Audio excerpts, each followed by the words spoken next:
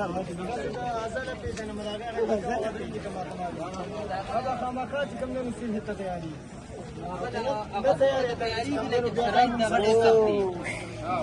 هغه وایي چې دغه شرایط ډېر زیات سخت دي. هغه وایي چې مونږ چې کوم دی 20 جریبه ځمکه به په صلح کې غواړو. خامخا دا به راته راکوئ، دی نه بغیر نه کېږي. وایي تاسې د اورنګزیب ملک هغه سړی وجلی نو راته ولې 20 جریبه ځمکه ورکړو که نه دغه چې کوم دی نو صلح دې کړو په 15 لک روپۍ باندې. بس پته نه لګي خو اوس ویل چې لکه زه به جب خان صاحب د خامخا چې کوم دی 20 جریبه ځمکه الم دا نه بغیر نه کېږي. هغه ماله 3 زامن وجودي دي. مونږ مولوي صاحب راوخستی دی د خیر انشاءالله په قرآن مجید به سوله کوو. قرآن چې کتاب دی او د علماو چې د علما چې کوم دی نو د انبیاو وارثان دي. هغه به چې کوم دی نو د مولوي صاحب خبره هغه نه ارتوي. مولوي صاحب چې کوم دی نو زمونږ د کلي مشر دی او مولوي صاحب به مونږ چې کوم دی نوره خبره کوله کوو. هغه به چې کوم دی زموږ په منځ کې صلح وکړي چې هغه په صلح وکړه هغه مونږ ټول تیار یو. حدیث په روشنایي کې چې کوم دی دې باره کې صلح هم کېږي. چونکې دوی خبره د سورې وکړله نو سوره د قرآن هم خلاف دی او د حدیث هم خلاف دی.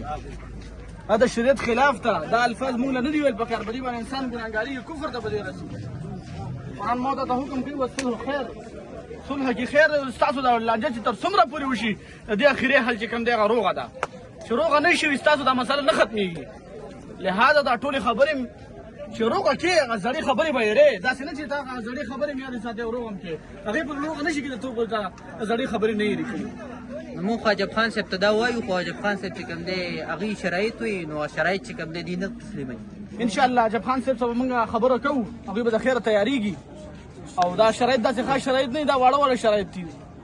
خبره خو به ډېر ښه خبره وشي. په ټول کلي کې به چې کوم دی امن او امان راشي او دا غټه دشمني چې کوم دی هغه په صلح سره بدله شي او په دوستانه او په ورورولۍ سره بدله شي. انشاءالله عجب خان سره زه ملاقات کوم هم د خیر ما اراده کړې وه. انشاءالله تاسو به ما باندې ډېر زر راغلی. دا د موبایل خبرې نه دي که نه چې ورغلی نه یې داسې ښه درته نوره پته ده.